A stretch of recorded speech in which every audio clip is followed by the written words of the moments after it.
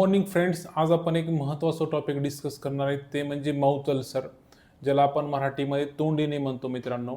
वैद्यकीय भाषेमध्ये याला स्टोमॅटायटिस म्हणतात. फार पेशंटची तक्रार असते, बऱ्याच लोकांना हा आजार असतो, वारंवार तोंडात फोडी येतात. फार हा त्रासदायक आजार आहे मित्रांनो. बऱ्याच लोकांना अशी तक्रार असते की त्यांना 2-3 महिन्याला त्या ठिकाणी तोंडातलं येतं. जर तुम्हाला याची नॉलेज पाहिजे असेल, त्याचं डिटेल्समध्ये लक्षात घ्यायचं असेल, हे आजार कशामुळे होतो, याची कारणे काय आहेत, लक्षणं कशा पद्धतीची असतात, त्याचं ट्रीटमेंट कशा पद्धतीनं केलं पाहिजे आणि त्या ठिकाणी याचं प्रिव्हेन्शन म्हणजे काळजी काय घेतल्या पाहिजे, जेणेकरून तुम्हाला हा आजार होणार नाही, तोंडातला येणार नाही. याच्यासाठी तुम्ही हे व्हिडिओ एंडपर्यंत बघा. पूर्ण डिटेल्समध्ये मी या ठिकाणी सांगणार आहे मित्रांनो. सगळ्यात महत्त्वाचं आपण आता हे चर्चा चालू करू. हे जी तोंडातली जी फोडं आहेत, हे कुठं येतात नेमकं? सगळ्यात महत्त्वाचं जे साईट आहे ते गालाच्या आतल्या बाजूला, दोन्ही गालाच्या आतल्या बाजूला त्या ठिकाणी ती फोडी येऊ शकतात. तसेच हे जे अल्सर आहेत आपल्या खालच्या किंवा वरच्या ओठाच्या मधल्या भागाला पण त्या ठिकाणी बघायला मिळतात. काही पेशंट्समध्ये जिभेला सुद्धा त्या ठिकाणी हे माउथ अल्सर फोडी येत असतात आणि फार त्रासदायक असतात. बोलताना, जेवण करताना किंवा पाणी पिताना सुद्धा या ठिकाणी त्रास होतो, दुखतात मित्रांनो. तसेच काही पेशंट्समध्ये हिरड्यावर सुद्धा त्या ठिकाणी हे फोडी येतात, माउथ अल्सर येतात मित्रांनो. ही याची साईट आहे.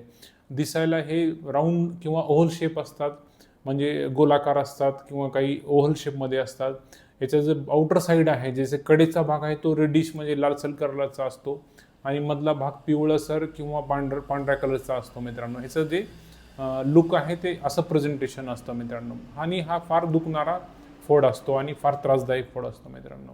आता आपण जाणून घेतलं या ठिकाणी की कोणत्या जागेवर येतात. आता आपण डिटेल्समध्ये त्या ठिकाणी आपण याची कारणे त्या ठिकाणी डिस्कस करण्यात मित्रांनो. काय कारणं आहेत त्यामुळे तुमच्यात वारंवार तोंडातलं येतं, तोंडात फोडं येतात, ते आपण डिस्कस करू. स्टेप बाय स्टेप त्या ठिकाणी आपण डिस्कस करणार आहेत मित्रांनो. बरेच असे कारणे आहेत ज्याच्यामुळे तुमचं तोंडातलं येतं. त्याच्यामधलं सर्वात महत्त्वाचं कारण म्हणजे व्हिटॅमिन B12 डिफिशियन्सी. होय मित्रांनो, जर तुमच्या शरीरामध्ये पोषणाची कमतरता झाली, व्हिटॅमिन B12 कमी झालं, तर त्या ठिकाणी तुमच्या तोंडातलं वारंवार येऊ शकतं. तसेच आयरन डिफिशियन्सी असेल किंवा फोलिक ॲसिड नावाचं न्यूट्रिएंट पण कमी पडलं तरीसुद्धा तुमच्या तोंडातलं येऊ शकतं. आयरन आणि फोलिक ॲसिड कमतरता झाली की तुमच्या तोंडातलं येऊ शकतं मित्रांनो. हे फार महत्त्वाची घटक आहेत आपल्या शरीरासाठी. जर कमी पडले तर तुमच्या तोंडातलं फोडी येऊ शकतात मित्रांनो. तसेच काही पेशंट्समध्ये अपचनाची, इंडायजेशनची समस्या असते. अपचनाचा आजार असेल, इंडायजेशन होत असेल, जेवलेलं पचत नसेल तरीसुद्धा त्या ठिकाणी आपण तोंडातलं येऊ शकतं. काही लोकांना हायपर ॲसिडिटी असते, म्हणजे पित्त असतं, फार जास्त प्रमाणात पित्त असतं, उष्णता असते शरीरामध्ये. या पेशंट्समध्ये सुद्धा त्या ठिकाणी माउथ अल्सर होतं. तसेच काही पेशंटना कॉन्स्टिपेशनचा त्रास असतो, म्हणजे बद्धकोष्ठता असते, पोट साफ होत नाही, शौचास साफ होत नाही. अशा पेशंटमध्ये सुद्धा त्या ठिकाणी आपल्याला तोंडातलं आलेलं दिसून येतं, वारंवार त्या पेशंटचं तोंड येतं. आपण ह्याचं ट्रीटमेंट कसं करायचं हे आपण नंतर डिस्कस करणार आहेत मित्रांनो. आपण फक्त अगोदर काय काय कारण आहेत हे बघणार आहेत. त्याच्यानंतरचं कारण आहे लोकल काही कॉजेस असतात, जसे एखाद्या पेशंट्समध्ये त्याचं दात आहे शार्प असेल, धारदार असेल, तर त्या ठिकाणी तो आपल्या गालाच्या आतल्या बाजूला किंवा जिभेला सतत रुतत असेल, त्या ठिकाणी टच होत असेल, तर त्या ठिकाणी अल्सर फॉर्मेशन होऊ शकतं आणि त्या ठिकाणी तोंडात फोडी येऊ शकतात मित्रांनो. तसेच काही पेशंट डेंटिस्टच्या ट्रीटमेंटवर असतात. काही लोकांनी ब्रेसेस बसवलेलं असतं. विशेष करून मुलींनी जे आपले दात वाकडे असतात त्यांना सरळ करण्यासाठी आपण ब्रेसेस बसवतो, तर त्या ठिकाणी ते पण बसवण्यामध्ये थोडंसं डिस्टर्ब झालं तर तरीसुद्धा त्या ठिकाणी तोंडातले फोडी येऊ शकतात, माउथ अल्सर येऊ शकतात. काही लोकांमध्ये आर्टिफिशियल दात बसवलेले असतात, त्याच्यामध्ये फिलिंग वगैरे केलेले असते, तर त्या ठिकाणी त्याच्यामध्ये पण थोडंसं हे झालं की तर त्या पेशंटमध्ये सुद्धा वारंवार तोंडात फोडी येऊ शकतात. मॅक्झिमम तर हे केसेस फार कमी बघायला मिळतात, पण हे पण लक्षात ठेवणं गरजेचं आहे मित्रांनो.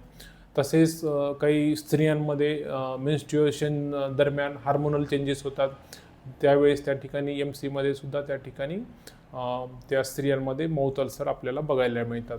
तसेच काही आजार असे आहेत ज्याच्यामध्ये एक लक्षण म्हणून त्या ठिकाणी माउथ अल्सर, तोंडातली फोडी येतात. जसे क्रोन्स डिसीज आहे, सेलिएक डिसीज आहे आणि मेन अल्सरेटिव्ह कोलायटिस पण आहे. या आजारामध्ये सुद्धा एक लक्षण म्हणून त्या आजाराचं त्या ठिकाणी आपल्या तोंडात वारंवार फोडी येऊ शकतात. त्याचं ट्रीटमेंट या आजाराचं करणं गरजेचं आहे. तसेच काही बॅक्टेरियल आजार आहेत, काही फंगल डिसीजेस आहेत आणि काही व्हायरल डिसीजमध्ये सुद्धा, लॉंग स्टँडिंग व्हायरल डिसीजमध्ये सुद्धा त्या ठिकाणी तोंडात फोड येऊ शकतात, तोंड येऊ शकतं मित्रांनो. बऱ्याच पेशंट्सला मानसिक तणाव घेण्याची सवय असते, स्ट्रेस घेण्याची सवय असते, टेन्शन ते नेहमी घेत असतात, झोप कमी घेत असतात. याच्यामुळं आपल्या शरीरामधली इम्युनिटी कमी होती मित्रांनो, आणि त्या ठिकाणी इम्युनिटी कमी झाली आणि आपण वारंवार मेंटल स्ट्रेस घेत राहिलो तरीसुद्धा त्या ठिकाणी आपल्या तोंडामध्ये फोड येऊ शकतात. हे बरेच हे महत्त्वाचे इम्पॉर्टंट कारणं आहेत मित्रांनो, जे आपण पाहिले. याच्यामधले एखादं कारण तुमच्या तोंडात येण्यासाठी कारणीभूत असू शकतं मित्रांनो. आपण डिटेल्समध्ये याची कारणे पाहिली, काय काय कारणं आहेत जे तुमच्या तोंडातलं येतं, याची आपण डिटेल्समध्ये या ठिकाणी कारणं पाहिली. आता आपण ट्रीटमेंट पाहू मित्रांनो. ट्रीटमेंट पण फार महत्त्वाचं आहे. त्या ठिकाणी आपण व्हिटॅमिन B12 सप्लिमेंट्स देतो, टॅबलेट्स देतो, काही पेशंट्समध्ये इंजेक्शन्स पण त्या ठिकाणी आपण देतो, सोबत आयर्न सप्लिमेंट्स, त्याच्यानंतर फोलिक ॲसिडच्या टॅबलेटसुद्धा त्या ठिकाणी आपण पेशंटला देतो. काही पेशंट्समध्ये इंजेक्शनसुद्धा द्यावे लागतात, फोलिक ॲसिड, व्हिटॅमिन B12, आयरनचे इंजेक्शन पण देऊन आपण त्या ठिकाणी ट्रीटमेंट करतो पेशंटचं. तसेच लोकल जर पेन असेल तर आपण त्या ठिकाणी माउथ जेल, ॲनेस्थेटिक, ॲनाल्जेसिक किंवा त्या ठिकाणी अँटीसेप्टिक जेलचा वापर आपण पेशंटला लावण्यासाठी त्या ठिकाणी वापर करता येतो. किंवा माउथ वॉश आपण पेशंटला ट्रीटमेंट, चूळ भरण्यासाठी जे औषध येतं, माउथवॉश जे असतं त्या ठिकाणी त्याचाही आपण वापर करतो. त्याच्यानंतर काही पेशंट्समध्ये आपल्याला इंजेक्शन पण द्यावं लागतं, मी तुम्हाला त्या ठिकाणी सांगितलेलं आहे. आणि काही पेशंट्सला आपण डाएट ॲडवाईस करतो, त्या ठिकाणी तुम्हाला स्पायसी खायचं नाही आहे, तिखट खायचं नाही आहे. त्याच्यानंतर तुम्हाला त्या ठिकाणी जास्त बाहेरचं जेवण, जंक फूड असतं, चायनीज फूड त्या ठिकाणी घ्यायचं नाही आहे. काही पेशंट्समध्ये ओरल केअर फार महत्त्वाचं आहे.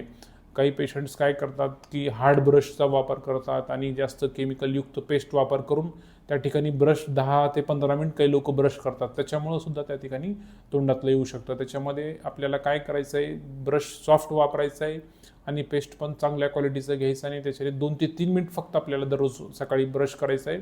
त्यामुळे आपल्याला त्या ठिकाणी अल्सर फॉर्मेशन होणार नाही, माउथ अल्सर. बऱ्याच पेशंटमध्ये तंबाखू खायची सवय असते, त्याच्यानंतर सुपारी खायची सवय असते. त्या ठिकाणी वारंवार तंबाखू, सुपारी, जर्दा खाल्ल्यामुळं आपला जे ओरल म्युकोज आहे त्याचं पण इरोजन होतं आणि त्या ठिकाणी त्याच्यामुळं पण अल्सर येऊ शकतं. त्याच्यामुळं आपल्याला तंबाखू, सुपारी हे सुद्धा त्या ठिकाणी टाळायचं आहे मित्रांनो. आणि दररोज एक्झरसाईज करायचं आहे. ज्या लोकांना अपचनाचा त्रास आहे, त्याच्यानंतर पित्ताचा त्रास आहे, त्याच्यानंतर बद्धकोष्ठता आहे, कॉन्स्टिपेशन आहे, त्याचंसुद्धा डॉक्टरांच्या सल्ल्यानुसार त्या ठिकाणी आपल्याला ट्रीटमेंट करायचं आहे. तुम्हाला एखादं कारण असू शकतं तुमच्या वारंवार तोंड येण्याला, तर तुम्हाला एवढंच करायचं आहे, डॉक्टरांना तुम्ही भेटा, आपले जे जवळचे डॉक्टर आहेत त्यांना भेटा आणि त्यांना सविस्तर तपासणी करू द्या आणि नेमकं कोणतं कारण आहे, कशामुळं तुमचं तोंडातलं येतं आहे, का इंडायजेशनचा आजार आहे, का कॉन्स्टिपेशनमुळं येतं, किंवा व्हिटॅमिन B12 डिफिशियन्सी आहे, किंवा आयरन फोलिक ॲसिड शरीरामध्ये कमी पडतं, काय अल्सरेटिव्ह कोलायटिस आहे, हे नेमकं कारण काय आहे तोंडातलं कमी होण्यासाठी, आजार येण्या जे तोंडातलं तुमच्या येतं त्याच्यासाठी काय कारण आहे ते शोधलं पाहिजे, ते कारणाचं करेक्शन केलं पाहिजे. सोबत त्या ठिकाणी vitamin B12 supplement, iron folic acid supplement द्यायला पाहिजे आणि ओरल हायजीन त्या ठिकाणी घेतलं पाहिजे. आणि मेंटल स्ट्रेस, टेन्शन त्या ठिकाणी आपल्याला घ्यायला नको आहे. या आजारामध्ये आपण आयुर्वेदिक ट्रीटमेंट पण घेऊ शकतो मित्रांनो, जसे की खदिरादी वटी आहे, खदिरारिष्ट आहे, त्याच्यानंतर परिपाटादी काढा आहे. असे आयुर्वेदिक ट्रीटमेंटनं फार या ठिकाणी गुण येतं आणि आपल्या तोंडातलं येणं वारंवार कमी होतं.